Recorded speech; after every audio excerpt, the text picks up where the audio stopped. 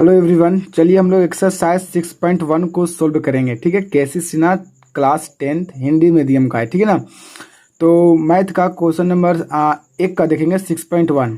तो देखिए, एक्सरसाइज 6.1 को सोल्यूशन करने से पहले हम कुछ इस चैप्टर जो ट्रायंगल है, उस ट्रायंगल जिसको में हम लोग को त्रिभुज के बारे में पढ़ना है, इसमें कुछ हम लोग विस्तार से थोड़ा सा उन कुछ थ्योरी को जान लेते हैं ताकि इसमें आने वाली किसी प्रकार की क्वेश्चन का दिक्कत ना हो।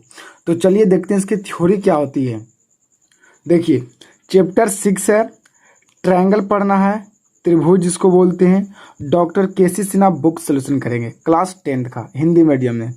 तो हम लोग को देखिए, क्लास 9th में पढ़ना था सर्वांगसम ट्रायंगल में, और क्लास 10th में हम लोग को पढ़ना है समरूपता।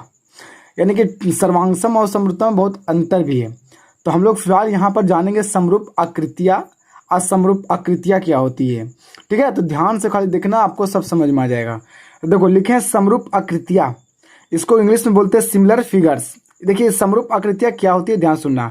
लिखें दो या दो से अधिक वैसे ज्यामितीय आकृतियाँ जिसका अमाप भिन्न हो या ना हो। भिन्न भी हो सकता है और ना भी हो सकता है, लेकिन उसका आकार हमेशा समान होता है, उसे समरूप आकृतियाँ कहते हैं। हम लिखा हूँ कि जिस ज्यामितीय आकृति का दो या दो से अधिक जिसको देखने में एक जैसा हो, वो बड़ा है या छोटा, उसकी अमाप, उसका माप का मतलब बड़ा छोटा, उसकी अलग अलग हो सकता है, भिन्न भिन्न हो सकता है, ना भी हो सकता है, लेकिन उसकी आकार वो देखने में कैसा हो, बस एक जैसा होनी बहुत जरूरी, उसे समरूप आकृतियाँ कहते हैं। समरूप आकृतियाँ उस आकृति को कहते हैं जिसकी लंबाई, चौड़ाई, ऊंचाई, मोटाई कुछ भी हो सकता है, लेकिन देखने में एक जैसा हो, उसे समरूप आकृतियाँ कहते हैं। उसकी आकार सेम हो, अगर उसकी आकार कैसा, वर्गाकार है तो वर्गाकार होगी, अगर आयताकार है तो आयताकार होगी, अगर वृत्त है तो वृत्ताकार होगी। तो ऐसी आकृतियों को समरूप आकृतियाँ कहते हैं। मैं यहाँ नोट में लिखा हूँ कि जो देखने में एक जैसा हो, जो देखने में एक जैसा लगे, छोटा बड़ा से कोई मतलब नहीं। समरूप में, समरूपता में, समरूप यहाँ पर ही समरूप में किसी भी प्रकार का छोटा बड़ा नहीं देखा जाता है, बस ये देखा जाता है कि वो देखने में एक जैसा है या नहीं है, उसकी आकार एक समान है या नहीं है। तो बस जो देखने में एक जैसा हो उसे समरूप आकृतियाँ कह सकते हैं आप। जैसे देखिए, एक 4 सेंटीमीटर वाला मैंने क्या किया, एक वृत्त बनाया, एक 2 सेंटीमीटर मैंने वाला वृत्त बनाया, लेकिन ये दोनों वृत्त ही है और देखने में भी एक जैसा है, छोटा है और बड़ा है, उससे कोई मतलब नहीं, लेकिन देखने में एक जैसा, ये भी वृत्त है तो ये भी बाह्य वृत्त है। तो अगर देखने में एक जैसा है, एक वृत्त है तो अगला वृत्त है, तो ऐसे समरूप आकृतियाँ कहलाते हैं। जैसे मैं यहाँ पर वर्ग, एक बड़ा वर्ग है, मान तो इसकी भुजा कितना दी है, 6 सेंटीमीटर है, 6 मीटर मान 6 सेंटीमीटर, और इसका कितना 4 सेंटीमीटर, और इसका है 2 सेंटीमीटर। तो अलग अलग भुजा वाले वर्ग है, लेकिन सारा वर्ग ही है और देखने में वर्ग ही जैसा लग रहा। तो आकार इसका कुछ भी हो सकता है, इसकी आकार, इसकी अमाप कुछ भी हो सकता है, लेकिन आकार एक होना चाहिए। वर्ग है तो वर्ग ही होगा, ट्रायंगल है तो ट्रायंगल ही होगा, अगर आयत है तो आयत ही होगा, अगर वर्ग है तो वर्ग ही होगा, वृत्त है तो वृत्त होगा, समचतुर्भुज है तो समचतुर्भुज। तो देखने में एक जैसा हो, आकृति सेम हो, वर्ग है तो वर्ग हो, वृत्त है तो वृत्त हो। हाँ, वृत्त छोटा हो या बड़ा उससे कोई मतलब नहीं, देखने में एक जैसा हो तो उसे समरूप आकृतियाँ कहते हैं। आई होप कि आपको समझ में आया। आगे मैं कुछ नोट नंबर 2 में लिखा हूँ क्या, कि सर्वांगसम आकृतियाँ सदैव समरूप होते हैं। मतलब जो सर्वांगसम आकृतियाँ होते हैं, अब सवाल ये क्रिएट होता है कि सर आखिर में सर्वांगसम आकृतियाँ क्या है। तो सर्वांगसम यहाँ पर देखे जाएगा तो यहाँ आपको यहाँ 3 शब्द मिलेगा, सर्व, अंग, सम। सर्व का मतलब सभी, अंग का मतलब अंग भाग, और सम है बराबर, जिसका सभी अंग बराबर हो। यानी कि सर्वांगसम आकृतियाँ कहते किसको है, सर्वांगसम आकृतियाँ उस आकृति को कहा जाता है जो देखने में भी एक जैसा हो और उसकी अमाप भी एक हो। डैट मीन्स कहने का मतलब है कि अगर ये 4 सेंटीमीटर का वृत्त है तो वो भी 4 सेंटीमीटर का वृत्त अगला होना चाहिए, तो कि देखने में भी एक जैसा हो और उसकी आकार में कोई, उसकी अमाप में कोई फर्क ना हो। ये आकार वृत्त है तो ठीक है भाई, वृत्त है, लेकिन ये 4 सेंटीमीटर की इसकी रेडियस है तो इसकी भी 4 सेंटीमीटर होनी चाहिए, तो वो सर्वांगसम कहलाएगी। अगर ये 6 सेंटीमीटर का वर्ग है तो अगला भी 6 सेंटीमीटर का वर्ग ही होनी चाहिए, तो उस कंडीशन में वो मेरा कहलाएगा सर्वांगसम आकृतियाँ। क्योंकि सर्वांगसम का मतलब होता है कि जिसकी सभी अंग बराबर हो, आकार बराबर हो, अमाप बराबर हो, उसे ही सर्वांगसम आकृतियाँ कहते हैं। तो ध्यान में इसको देखिए कि सर्वांगसम आकृतियाँ हमेशा समरूप होते हैं। क्यों होते हैं भाई? क्योंकि सर्वांगसम आकृतियां समरूप इसलिए होते हैं क्योंकि सर्वांगसम की आकृतियां की आकार के साथ साथ उसकी अमाप भी बराबर होता है। लेकिन समरूप तो कहता है सिर्फ हमें आकार से मतलब है। अगर आकार बराबर है तो पक्का समरूप है, चाहे उसकी अमाप कुछ भी हो। अगर बराबर है तब वो समरूप है, ना है बराबर तब वो समरूप है, लेकिन आकार से होनी चाहिए। तो इसलिए सर्वांगसम आकृतियां हमेशा समरूप या सदृश होते हैं। सदृश मतलब देखने में एक जैसा हो, उसे समरूप या सदृश कहते हैं। लेकिन समरूप आकृतियां सर्वांगसम नहीं हो सकती है। क्यों भाई? ये देखिए, समरूप आकृतियां सर्वांगसम इसलिए नहीं हो सकती है क्योंकि समरूप में देखने में तो एक जैसा होता है, आकार तो एक जैसा होता है, लेकिन वो बड़ा छोटा होता है। जो कि सर्वांगसम कहता है कि बड़ा छोटा नहीं, देखने में भी एक जैसा हो और उसकी अमाप भी एक जैसा हो। मतलब मैं 10 मीटर हूं तो अगला भी 10 मीटर हो। लेकिन समरूप ऐसा नहीं कहता है। समरूप कहता है कि अगर तू 10 सेंटीमीटर है और हम 2 सेंटीमीटर है, लेकिन हम दोनों देखने में एक जैसा है, तो हम समरूप हैं। लेकिन सर्वांगसम ऐसा नहीं होता है। इसे मैं लिखा हूं कि सर्वांगसम आकृतियां सदैव समरूप होती है, लेकिन समरूप आकृतियां सर्वांगसम नहीं होती है। आई होप कि आपको समझ में आया, ठीक है ना। अब मैं लिखा हूं कुछ असमरूप आकृतियां किसे कहते हैं, जिसे अदृश्य आकृतियां कहते हैं, ठीक है ना। तो देखिए, डिसिमिलर फिगर्स किसे कहते हैं। देखिए लिखा हूं, वैसा 2 या 2 से अधिक ज्यामितीय आकृति जिसका अमाप और आकार दोनों अलग अलग हो। मतलब उसकी आकार भी अलग हो, मतलब देखने में भी एक जैसा नहीं हो, और ऊपर से लंबाई चौड़ाई भी अलग अलग हो, तो ऐसी असमरूप अदृश्य आकृतियां कहलाती है। लेकिन अगर आप यहाँ पर वैसी 2 या 2 से अधिक ज्यामितीय आकृति जिसका अमाप यानी कि बार छोटा लंबाई चौड़ाई सब और उसकी आकार देखने में किस आकार का हो, वो दोनों अगर सेम होगा तो उसे सर्वांगसम आकृतियां कहते हैं। आप कुछ नहीं यहाँ पर कि अगर सर्वांगसम आकृतियां का डिफिनेशन लिखना चाहते हैं तो अमाप और आकार दोनों सेम कर दीजिए, बराबर हो। यहाँ पर खाली भिन्न हटा कर बराबर कर दीजिए, उससे हम लोग सर्वांगसम आकृतियां कहेंगे। क्लियर? तो असमरूप आकृतियां, असदृश आकृतियां जिसे देखने में एक जैसा ना हो, उसकी लंबाई चौड़ाई अलग भी हो सकता है, उसकी आकार भी अलग हो सकता है, उसे असमरूप आकृति कहते हैं। जैसे में यहाँ पर मैं देखिए फिगर बनाऊं, जैसे देखिए यहाँ पर एक वृत्त है, यहाँ पर एक वर्ग है, तो क्या ये देखने में एक जैसा है? ऑफ कोर्स बोलेगा नहीं है, क्योंकि ये वृत्त है, ये वर्ग है, तो एक जैसा कैसे लगेगा? तो इस दोनों को बोला जाएगा कि ये दोनों एक दूसरे में असमरूप आकृतियां हैं। ठीक इसी प्रकार से यहाँ पर अब देखिए, यहाँ पर एक वर्ग मैं छापा हूँ, यहाँ पर एक त्रिभुज छापा हूँ, तो ये भी दोनों को अगर देखा जाए तो दोनों अलग अलग आकृति है, अलग अलग आकार का है, अलग अलग अमाप का भी है। इस कंडीशन में दोनों को बोला जाएगा असमरूप आकृतियां। और इस तरह से यहाँ पर एक और मैंने लिखा हूँ आयत एक वृत्त, तो ये वृत्त है, ये आयत है, तो देखने में अलग है, तो इसे असमरूप आकृतियां कहेंगे, जो देखने में अलग हो। तो इस तरह से ये समरूप आकृतियां और असमरूप आकृतियां होती है। तो आई होप कि आपको ये समझ में आया होगा। देखिए मैं कुछ महत्वपूर्ण पॉइंट्स लिखा हूँ जो बहुत इंपॉर्टेंट है, जो हमारे सिलेबस में बनेगा। अगर इस याद नहीं करिएगा तो फिर आप नहीं बना पाइएगा, ठीक है ना। तो देखिए मैं कुछ लिखाया हूँ, देख लीजिए। देखिए मैं पहला में क्या लिखा हूँ कि 2 वृत्त हमेशा समरूप होते हैं। 2 वृत्त हमेशा समरूप होते हैं, क्योंकि 2 वृत्त हमने कैसे रहे, कोई दिक्कत नहीं। अगर वृत्त है ना, एक मैंने छोटा वृत्त लिया, एक मैंने बड़ा वृत्त लिया, तो ये देखने में एक जैसा है ना, तो समरूप हो गया। भले इसकी रेडियस कुछ और हो, इसकी रेडियस कुछ और हो, लेकिन देखने में एक जैसा हो। अब दो वर्ग सदैव समरूप होते हैं, और 2 वर्ग भी हमेशा समरूप होंगे। एक छोटा वर्ग ले लो और एक बड़ा वर्ग ले लो, हमेशा ये समरूप होंगे, क्योंकि दोनों वर्ग ही हैं और देखने में भी एक जैसा है। हमको माप से कोई मतलब नहीं, माप तो अलग हो सकता है ना, हमको दिखने में एक जैसा। समरूप मतलब 2 शब्द से बना, सम रूप, रूप मैंने देखने में कैसा आकृति, और सम मैंने बराबर, देखने में आकृति बराबर हो, एक जैसा हो, उसे समरूप कहेंगे। हाँ, तीसरा में लिखा 2 समबाहु त्रिभुज सदा समरूप होते हैं। अरे 2 जो समबाहु त्रिभुज होंगे जिसकी तीनों भुज आपस में बराबर, देखिए तो देखने में एक जैसा, जिसकी भुज इतना दम बराबर होगा, तो ये आपस में सब तीनों बराबर, ये आपस में तीनों बराबर, तो देखने में एक जैसा होगा, तो इसे समरूप आकृति कह सकते हैं। चौथा, 2 समकोण त्रिभुज समरूप नहीं होते हैं। याद रखना, 2 समकोण त्रिभुज कभी भी समरूप नहीं होते हैं, क्योंकि ये आगे हम लोग पढ़ेंगे कि जो 3 कंडीशन होता है ना, उस 3 कंडीशन को ये फॉलो नहीं कर पाता है, ठीक है ना। आगे मैं बताऊंगा कि जरूरी नहीं है कि जो देखने में एक जैसा हो वो मेरा समरूप हो। फिलहाल अभी यहाँ तक के लिए जो देखने में एक जैसा हो वो समरूप समझिएगा, ठीक है ना। आगे 2 समद्विबाहु त्रिभुज भी समरूप नहीं होते हैं, इसको याद रखिएगा।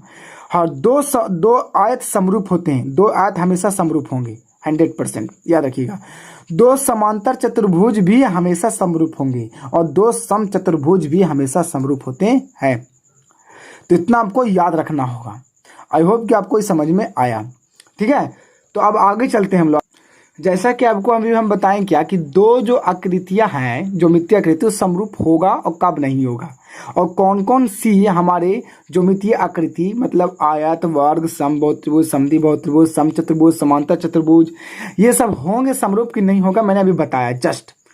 अब हम लोग ये समझेंगे कि दो कोई भी बहुभुज हो, कोई भी बहुभुज, चाहे वह आयत हो सकते हैं, वर्ग हो सकते हैं, कुछ भी हो सकते हैं, तो कोई भी दो बहुभुज समरूप होंगे, कब होंगे, उसकी कंडीशन क्या है। तो देखिए आपको इतना बता दूं कि जो देखने में एक जैसा हो वो जरूरी ना हो कि वो समरूप होगा, उसके लिए कुछ कंडीशन फॉलो करना पड़ेगा, और वो मुख्यतः 3 कंडीशन है। यानी कि दो बहुभुज समरूप होगा तभी जब ये तीनों कंडीशन फॉलो करेगा। तो आखिर में ये 3 कंडीशन कौन कौन है, तो देखिए पहला कि उनकी भुजाओं की संख्या समान हो। अगर दो आपको बहुभुज दे दिया है, मतलब वर्ग, चतुर्भुज, आयत ऐसा दे दिया है, ठीक है ना, तो आपको पता करना है कि वो समरूप है। तो उसके लिए आपको पता करना पड़ेगा ये कि उनकी जो उसमें भुजा को जो संख्या दिया है वो भुजा की संख्या बराबर है कि नहीं। मतलब जैसे मैं एक मैंने दे दिया यहाँ पर, लिख दिया मैंने चतुर्भुज, जैसे वर्ग लिख दिया, और एक मैंने दे दिया यहाँ पर आयत त्रिभुज, तो इसमें कितने हैं वो भुजा की संख्या 1 2 3 4, और इसमें भुजा की संख्या 1 2 3, तो ये अलग अलग भुजा की संख्या है, इसमें 4 इसमें 3, तो ये समरूप कभी भी नहीं हो सकता और देखने में भी अलग है। तो वही कह रहा है कि दो बहुभुज समरूप होने का कंडीशन क्या है, तो उनकी भुजाओं की संख्या समान हो। यहाँ पर अगर 4 रहता तो कोई चांस पहला पास हो जाता। अब दूसरा कहता है कि उनके संगत कोण बराबर हो। संगत कोण कहने का मतलब होता है कि उसमें जो जैसे में दो को जैसे मान लेते, 2 त्रिभुज लेते हैं, जिसमें 2 त्रिभुज है, तो इसका संगत कोण इसके बराबर और इसका संगत कोण इसके बराबर और इसका संगत कोण इसके बराबर होनी चाहिए, तब वो कहलाएगा संगत कोण। मतलब संगत कोण आपस में बराबर होना चाहिए दो बहुभुज का। और तीसरा होता है कि उनके संगत भुजाएं जो होती है, सभी संगत भुजाएं 1 2 गुना, जितना बहुभुज में 4 गो बहुभुज में 5 6 7, तो जितने भी बहुभुज क्यों ना हो, समचतुष्टभुज हो, पंचभुज हो, कि ना चतुर्भुज हो, त्रिभुज हो, तो सभी भुजाएं उनके दूसरे त्रिभुज के भुजाएं या दूसरे बहुभुज के, कोई भी दूसरा 2 बहुभुज रहेगा, तो एक दूसरे के जो संगत भुजाएं होंगे उनके अनुपात हमेशा बराबर होनी चाहिए। उनके सभी संगत भुजाएं समानुपाती, मतलब वे सभी एक ही अनुपात में हो। एक ही अनुपात का मतलब होता है कि अगर जैसे मैंने सपोर्टेड मैंने मान लिया क्या, जैसे हम सपोर्टेड मैंने ले लिया कितना 2 गो वर्ग ले लेता हूँ, जैसे मैं 2 को मैंने ले लिया चतुर्भुज, देखो मैं ले लिया कि दूसरे, तो ई भुजा बटा ई भुजा, और ये भुजा का बट्टा में ये भुजा, और ये भुजा का बट्टा में ये भुजा, और ये भुजा का बट्टा में ये भुजा, अगर ये आपस में चारों भुजा बराबर हो जाते हैं उसके बट्टा में करके संगत का, तब उसे कहा जाएगा कि एक ही अनुपात में है, तो वो कंडीशन मेरा बहुभुज समरूप होंगे। यानी कि दो बहुभुज समरूप होने का कंडीशन मेरा क्या क्या है कि पहला उनकी भुजाओं की संख्या समान होनी चाहिए, और दूसरा उनके संगत कोण बराबर होनी चाहिए, और तीसरा उनके तीनों सभी के सभी संगत भुजाओं का अनुपात बराबर होनी चाहिए। जैसे मैं एक क्वेश्चन दिया हूँ, इस क्वेश्चन से आपको समझना होगा। जैसे हम देखिए मैंने एक त्रिभुज दिया, एक त्रिभुज ए बी सी लिया और दूसरा त्रिभुज पी क्यू आर लिया, क्लियर। तो ए बी सी में ए बी 2 सेंटीमीटर मान लेते हैं, और बी सी 3 सेंटीमीटर और ए सी 4 सेंटीमीटर, और इसमें पी क्यू 4 सेंटीमीटर और क्यू आर 6 सेंटीमीटर और पी आर 8 सेंटीमीटर ले लिया। अब हमें पता करना है कि ये मेरा समरूप है या नहीं है, और कुछ मैं एंगल भी दे रखा हूँ, ए 60 बी 70 और सी 50 डिग्री, और ये ए 60 डिग्री छूट गया है, डिग्री दे देता हूँ, देख लीजिए। तो ठीक इसी प्रकार इसमें मैं भी कुछ एंगल ले दिया हूँ। अब हमको पता करना है कि ये समरूप होंगे कि नहीं, तो इसके लिए हम वही तीनों नियम का पालन करेंगे। तो देखिए लिखा हूँ यहाँ उदाहरण, यहाँ लिखा चूंकि यहाँ त्रिभुज ए बी सी और पी क्यू आर में लिखो ना, लिखा हूँ चूंकि यहाँ ए त्रिभुज ए बी सी तथा पी क्यू आर में भुजाओं की संख्या समान है, नहीं है, यानी कि 3 गिनो, इसमें 1 भुजा 2 भुजा 3 भुजा, 1 भुजा 2 भुजा 3 भुजा, तो पहला नियम पास हुआ कि नहीं। तो वही लिखा हूँ कि पहला नियम मेरा पास हो गया कि इसमें भुजाओं की संख्या क्या है 3 है, मतलब समय दोनों में बराबर है। अगर ये समरूप पता करना है तभी जस्ट बताया कि भुजाओं की संख्या बराबर होनी चाहिए, तो इसमें भी 3 भुजा इसमें भी 3 भुजा, त्रिभुज में 3 भुजा होती हैं। अब दूसरा इसके संगत कोण भी बराबर होनी चाहिए। तो देखिए इसका एक का संगत कोण पी होगा, क्योंकि जो बराबर होगा वही ना। ऐसे में संगत का मतलब समझो कि ये ऊपरे तो इधर भी ऊपरे, ये इधर तो ये भी इधर, और ये इधर था ये भी उधर, ये संगत समझिए। ये ऊपरे जाएगा तो ये ऊपरे जाएगा, ये इधर आवेगा तो ये इधर आवेगा, ये इधर होगा तो ये इधर होगा, इसे संगत कहा जाएगा। तो इसके संगत कौन बराबर होना चाहिए, ये दूसरा नियम कहता है समरूप होने का नियम। तो एंगल ए 60 डिग्री तो एंगल पी भी 60 डिग्री, मतलब ये बराबर है। एंगल बी 70 डिग्री तो क्यू भी 70 डिग्री, और सी 50 डिग्री तो आर भी 50 डिग्री, यानी कि इसके संगत कोण भी बराबर है। अब तीसरा पता चला, तीसरा अगर नियम भी पालन किया तो ये पूरा पक्का कह देंगे कि ये समरूपाकृति है। तो तीसरा नियम ये है कि इसकी संगत भुजाओं का अनुपात करके बराबर आना चाहिए। तो इनके संगत भुजाओं का अनुपात बराबर है कि नहीं वो भी देखते हैं। शायद ये भी है, देखो जैसे जैसे इसका संगत देखिए, ए बी का संगत पी क्यू, इधर वाला इधर, नीचे वाला तो नीचे, उधर वाला तो उधर, तो ए बी का संगत पी क्यू होगा, तो ए बी बटा पी क्यू करेंगे। तो ए बी बटा पी क्यू किए तो ए बी का मान 2 है और पी क्यू मान 4 है, तो 2 बटा 4 तो 1 बटा 2 काट के आएगा। चलिए ए बी बटा पी क्यू कितना गया, ए बी बटा पी क्यू, इतना बटा इतना कितना आ गया 1 बटा 2। अब बी सी बटा क्यू आर देखते हैं, तो बी सी बटा क्यू आर, तो बी सी कितना 3 और क्यू आर 6, तो 3 बटा 6 काटेंगे तो 1 बटा 2, ये भी 1 बटा 2 आया। चलो अब ए सी बटा पी आर देखते हैं, तो 4 बटा 8, क्योंकि ए सी 4 अब 8 है तो 8 बटा 4, 4 बटा 8 होगा ना, काटेगा तो 1 बटा 2। हाँ, तो आप इसको ध्यान से देखिए कि समीकरण 1 2 3 में ये ए बी बटा पी क्यू भी 1 बटा 2 के बराबर, बी सी बटा क्यू आर भी 1 बटा 2 के बराबर, और ए सी बटा पी आर भी 1 बटा 2 के बराबर। यानी कहने का मतलब समीकरण 1 और 2 से हम लिख सकते हैं कि ये आपस में तीनों बराबर है। डेट मीन्स इसकी संगत भुजाओं का अनुपात भी बराबर हो गया, मतलब ए बी बटा पी क्यू बराबर है बी सी बटा क्यू आर के बराबर है ए सी बटा पी आर के, जो सब 1 बटा 2 के बराबर है। यानी कि यहाँ आपका भुजाओं की संख्या 3 मिल गया, संगत कोण बराबर मिल गया, और संगत भुजाओं का अनुपात भी बराबर मिल गया। तो इस कंडीशन में कहा जाए कि दोनों त्रिभुज क्या है, समरूप हैं। वही लिखा हूं, अतः दिए गए त्रिभुज ए बी सी और पी क्यू आर समरूप त्रिभुज हैं। और समरूप त्रिभुज के ऐसा लिखा जाता है, ध्यान से देखना, त्रिभुज ए बी सी समरूप ऐसे, त्रिभुज पी क्यू आर इस तरह से लिखा जाता है, ये ऐसे सीन देंगे, इसे समरूप बोलते हैं, ठीक है।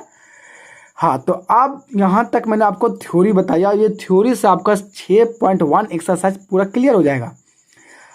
अगर आपको विश्वास नहीं तो चलिए आपको उसको तरफ लेकर चलता हूँ, ठीक है। तो चलिए देखिए, जैसे में देखिए लिखा है क्या यहाँ पर, ये एक्सरसाइज 6.1 में पहला क्वेश्चन, किसमें कुछ भरना है, ठीक है, कौन सही होगा कौन नहीं। देखो 2 सेंटीमीटर भुजा वाला सभी वर्ग 2 सेंटीमीटर 2 सेंटीमीटर 2 सेंटीमीटर 2 सेंटीमीटर वाला बनाइए, और बहुत सारा बना दीजिए। तो 2-2 सेंटीमीटर भुजा वाला वर्ग बनाइएगा, तो 2-2 सेंटीमीटर में तो 2-3 को बना दीजिए।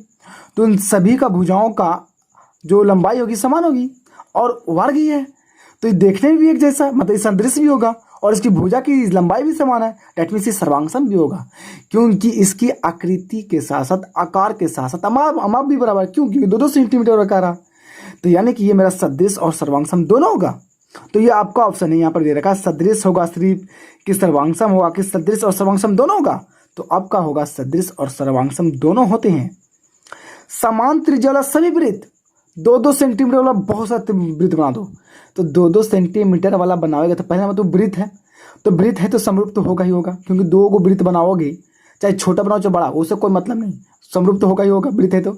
लेकिन ये कह रहा है ना कि 2-2 सेंटीमीटर वाला, तो 2-2 सेंटीमीटर वाला 2 को वृत्त बनावेंगे तो दोनों में देखने में एक जैसा, आकार भी सेम। डेट मीन्स कहने का मतलब आकार और अमाप दोनों सेम है, तो सर्वांगसम सदृश दोनों होंगे। डेट मीन्स ये भी सर्वांगसम सदृश भराएगा इसमें भी। सभी समचतुर्भुज क्या बताएं अभी, समरूप होते हैं। एक भवन के ही नेगेटिव से बने सभी फोटो, मतलब एक भवन है और उसको पेपर पर नेगेटिव बनाया गया फोटो, तो दोनों में एक जैसा लगेगा कि नहीं, ऑफकोर्स लगेगा, तो वो सदृश होगा, सर्वांगसम नहीं, क्योंकि पेज में छोटा होगा और भवन बहुत बड़ा होगा, तो वो एक जैसा नहीं, एक जैसा लगेगा देखने में, लेकिन आकार उसके अमाप में अलग अलग होगा। तो यहाँ पर सिर्फ सदृश बनाएगा, ठीक है।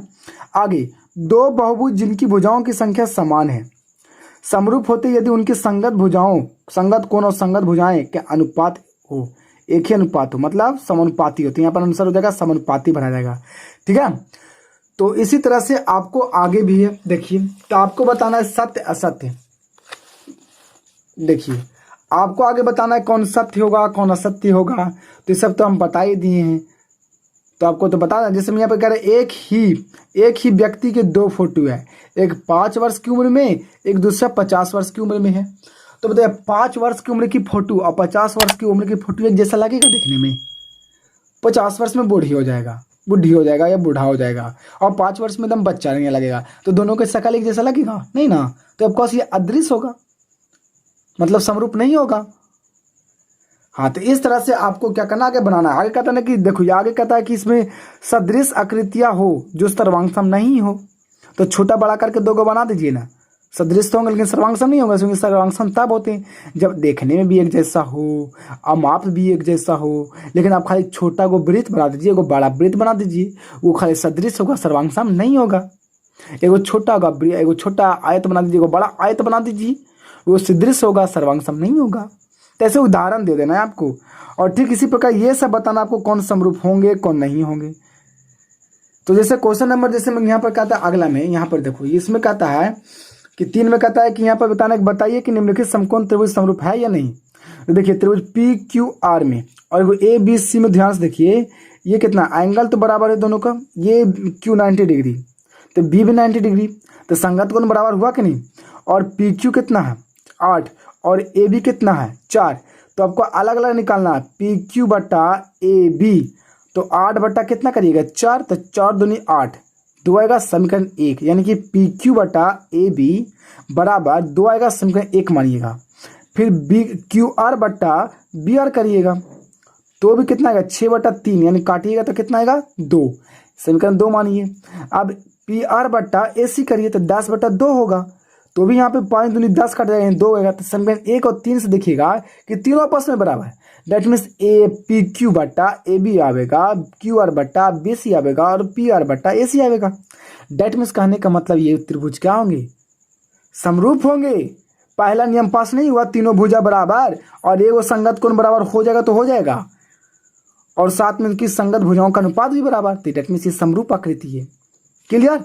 ठीक इसी प्रकार से आपको सारा आगे पता करना है, आगे सारा ऐसे ही बनाना है आपको, ठीक है।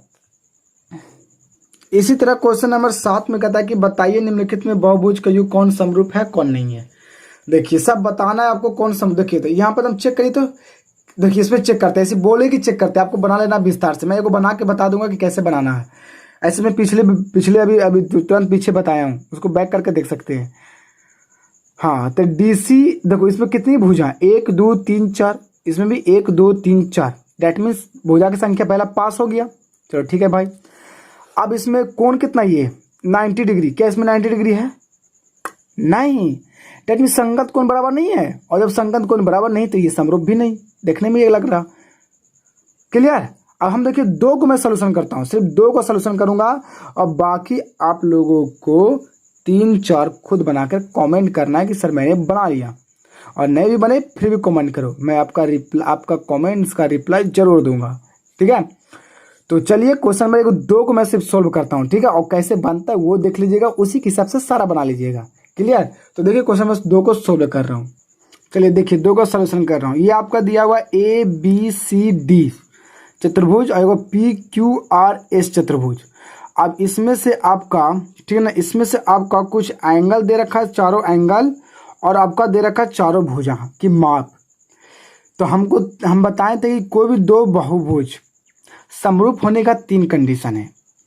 पहला कि उसकी भुजाओं की संख्या बराबर, दूसरा उनके संगत कोण बराबर, तीसरा उसके सभी संगत भुजाओं का अनुपात बराबर। तो देखते हैं ये तीनों नियम इसमें पालन होता है कि नहीं। अगर हो जाएगा तो हम बोल देंगे ये समरूप है, ठीक है ना। तो देखिए सोल्यूशन इसको कर रहे हैं। सबसे पहले हम लोग क्या करते हैं, इसके भुजाओं गिनते हैं। तो लिखेंगे यहाँ से, लिखेंगे हल, तो यहाँ पर लिखेंगे चूंकि चतुर्भुज ए बी सी डी तथा चतुर्भुज पी क्यू आर एस में भुजाएं की संख्या, पहला नियम देख रहे हैं, भुजाएं की संख्या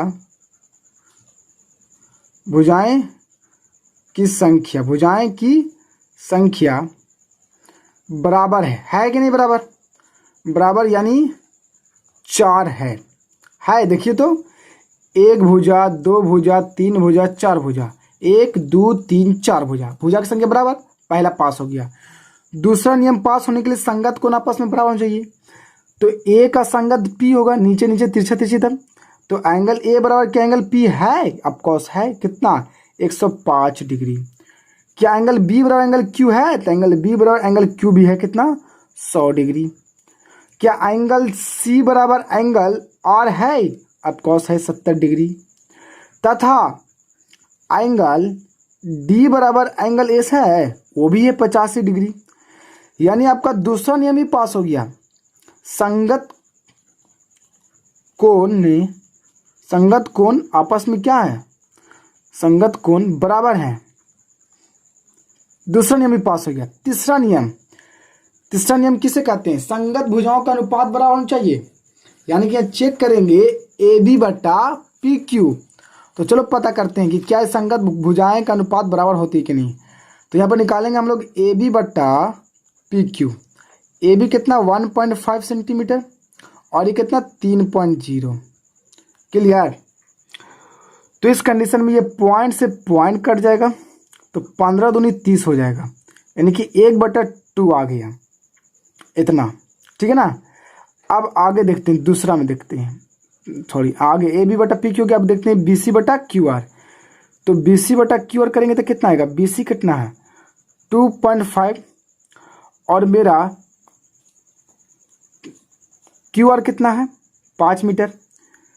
तो मीटर को सेंटीमीटर में बदलने के लिए क्या करना पड़ेगा? देखिए मीटर में दिया हुआ सेंटीमीटर में है, तो दैट मीन्स यहाँ पर आपको बदलना पड़ेगा, इसको सेंटीमीटर में है। तो 5 मीटर में कितना सेंटीमीटर? 500 होगा। 500 होगा कि नहीं? हमको लगता है यहाँ पर क्वेश्चन आपका गलत दिया हुआ है, यहाँ आपका सेंटीमीटर ही होगा। आपका बुक में गलती दिया है, बस सुधार लीजिएगा, यहाँ सेंटीमीटर होगा। ठीक है, तो सेंटीमीटर होगा। तो यहाँ पर इसको पॉइंट हटाएगा तो 1 0 नीचे आ जाएगा, तो 50 हो जाएगा। तो 25 दूनी 50, 1 बटा कितना आएगा? 2 आएगा। सुधार लीजिएगा, यहाँ पर सेंटीमीटर आएगा, मीटर नहीं होगा, तो फिर नहीं आएगा, आंसर गलत हो जाएगा। ठीक है ना। चलिए अगला देखते हैं सी डी बटा आर इस निकालते हैं।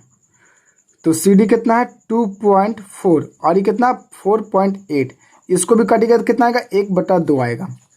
तथा लास्ट क्या बचा? डी ए बटा क्या निकालते हैं हम लोग? एस पी निकालते हैं। तो कितना? 2.1 और यह 4.2। इसको भी काटिएगा तो कितना आएगा? 1/2।